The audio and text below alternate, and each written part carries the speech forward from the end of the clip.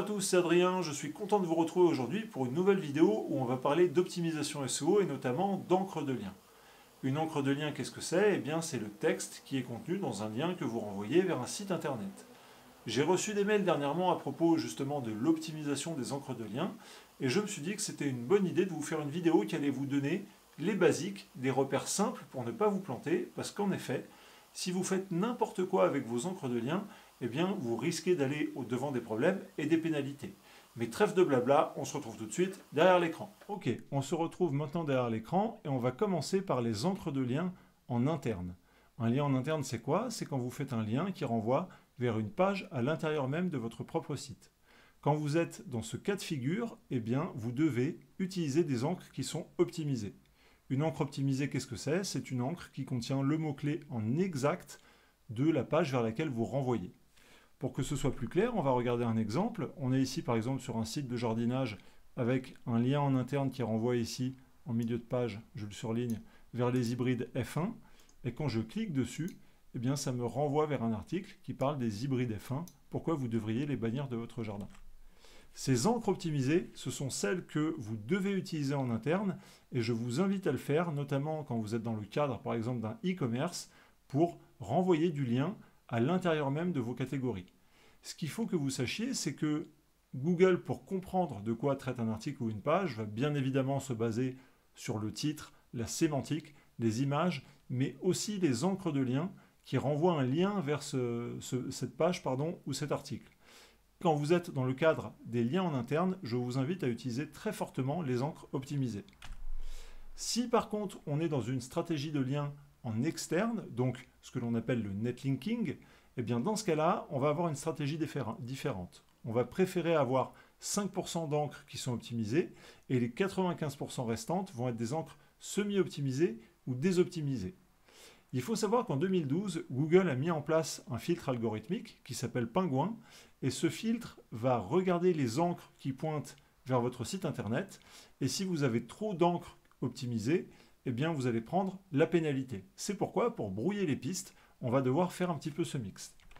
On va regarder encore une fois un exemple d'un profil d'encre naturel. On est ici sur le profil d'encre du site Le Monde. On voit qu'il reçoit principalement des liens avec le titre du site, Le Monde.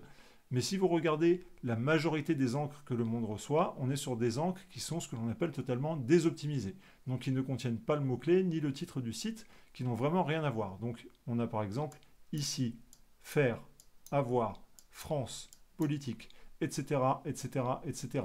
Donc vous voyez ici un profil d'encre qui est totalement naturel, et ce profil d'encre naturel ne contient pas que des encres avec marqué Le Monde.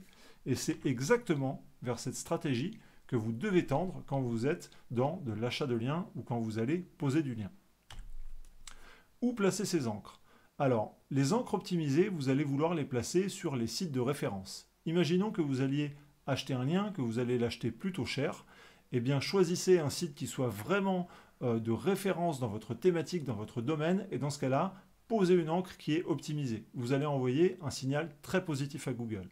Si par contre vous êtes sur des sites de plus faible qualité, des forums, des sites qui sont peut-être un petit peu plus généralistes, ou si vous n'avez pas le contrôle total sur les liens que vous allez poser, par exemple quand vous achetez des prestations de liens, eh bien dans ce cas-là, demandez de préférence des encres qui soient désoptimisées, voire pourquoi pas semi-optimisées. Donc semi-optimisé, ça contient le mot-clé plus d'autres mots-clés à côté pour brouiller un petit peu les pistes.